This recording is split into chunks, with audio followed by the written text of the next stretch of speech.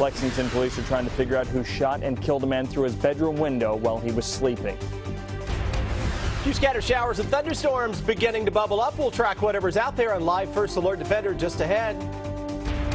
And the TSA under fire again. What a new report finds the federal agency did not do with dozens of workers with links to terrorism. Tracking, alerting, protecting. This is WKYT News at 4. Welcome to WKYT News at 4. I'm Jennifer Palumbo. The storms are gone for now, and it's a nice day in the bluegrass.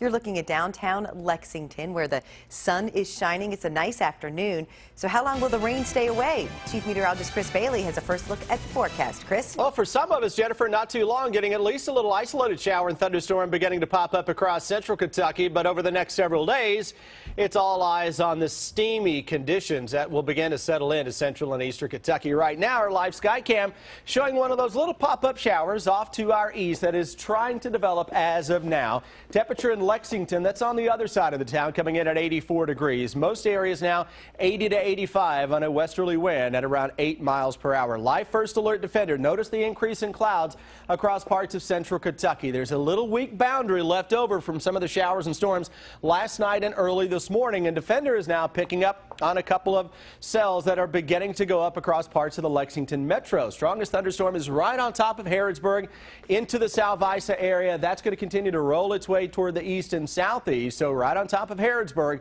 skies are getting ready to open up. Here's that little shower we were just looking at on our live sky cam. It's just to our east on the Fayette-Clark County line. Nothing to really write home about. Most areas south of 64 especially have at least a small chance for a shower or thunderstorm. But if you're out this evening, those temperatures will drop through the 70s with mainly fair skies. When I come back in a few minutes, Jennifer will focus on the forecast that includes a lot of steam and some storms slowly increasing throughout the 7 days. We'll see you back here in 15 minutes. Thank you, Chris. It's been a violent few days here in Lexington. There have been 5 shootings since Sunday. 3 people have died, 6 people have been injured. The most recent happened just after 2 this morning on Gerald Drive in the Winburn neighborhood. A man was shot and killed while he was sleeping in his home. WKYT's Sean Moody is near the scene with the latest in our top story at 4. Lexington police say whoever did this fired shots into a side window and into a window in the back of the house. They say Thomas Brown was asleep in bed when he was killed. The shooting happened around 2 o'clock this morning at the home on Gerald Drive. Police said someone fired several shots into Brown's bedroom, hitting him 3 or 4 times as he slept. He died at UK Hospital not long after. Police said his wife was in bed as well, but she wasn't hurt. They said someone also fired shots into another room where another man was watching TV in the house. He wasn't hurt. Police said their dogs caught a scent near the back of the house heading toward McCullough Drive. They think the person who did this ran that way, but police haven't said anything more about any possible suspects. People who knew Brown said they couldn't imagine why anyone would want to hurt him. Never done nothing to nobody. He was a good person, a good man. He didn't deserve none of this. He did not deserve this. I'm sorry, but he did not deserve this at all, Sean. He didn't. He didn't. And police haven't said anything about any kind of possible motives in this case. In Lexington, Sean Moody, WKYT. Lexington police said they plan to increase patrols in the area. We've also learned new details about a drive-by shooting in Lexington. Police say someone shot 2 adults and a child while they were sitting on a front porch about 10 last night on Breathitt Avenue. That's off Price Road near the scene of 2 homicides Sunday. Police say 2 of those people in last night's shooting were shot in the leg, the other in the foot. No one was seriously hurt. We'll look at how police are trying to solve all these crimes coming up at 5. Our reporters are working on a number of other stories for WKYT starting at 4:30. Amber Philpott is in the newsroom with some of the news in progress. Good afternoon, Amber. Good afternoon to you, Jennifer. Cleanup is underway at a marina on Lake Cumberland that was damaged by storms. Strong winds damaged the Alligator 2 Marina at Indian Hills Resort in Russell County. As you can see, the roof of a dock was knocked down. Our Phil Pendleton will have a look at the damage, and we're going to hear from some of the owners coming up in a report on WKYT News at 4:30. Demolition has started on 2 residence halls at Transylvania University. The school is tearing down Clay and Davis halls to make room for 2 new residence halls and possibly a 3rd. The new residence halls will be finished by this fall. Clay and Davis halls have been open since 1964, but in 2 weeks will be gone forever. Campus campus officials say despite some resistance from alumni to demolish the buildings, they're excited for the change on campus.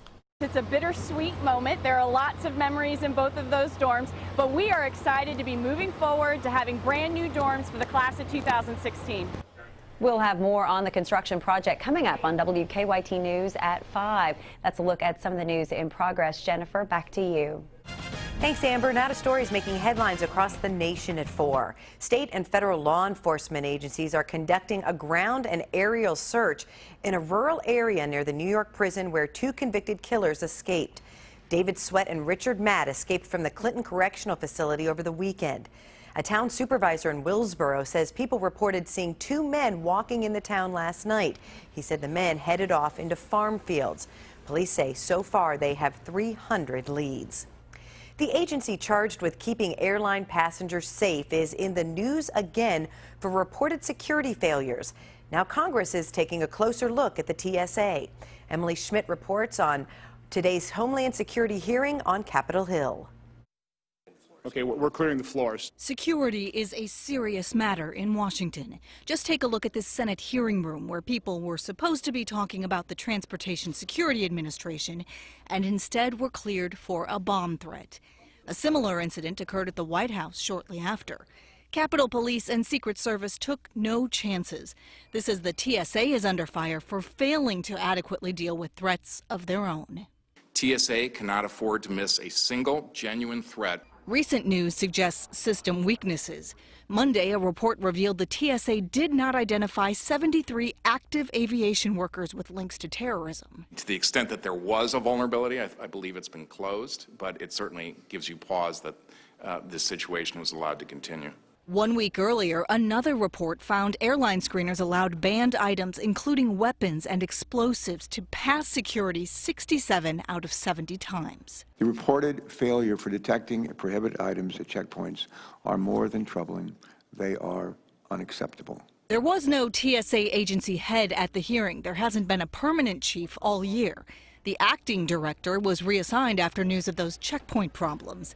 Senators say there needs to be management and money. We've got to remember, as we all sit and pound the desk about how bad TSA is, we keep cutting the amount of money they have. The DHS Inspector General says the TSA terrorism screening process is generally effective. Senators question if generally is good enough. In Washington, I'm Emily Schmidt. In Chicago, former House Speaker Dennis Hastert made his first court appearance today and pleaded not guilty in a hush money case. A federal judge set conditions for Hastert's release, including not having contact with victims or witnesses in the case. An indictment claims Hastert agreed to pay someone $3.5 million not to reveal a secret of past misconduct by Hastert.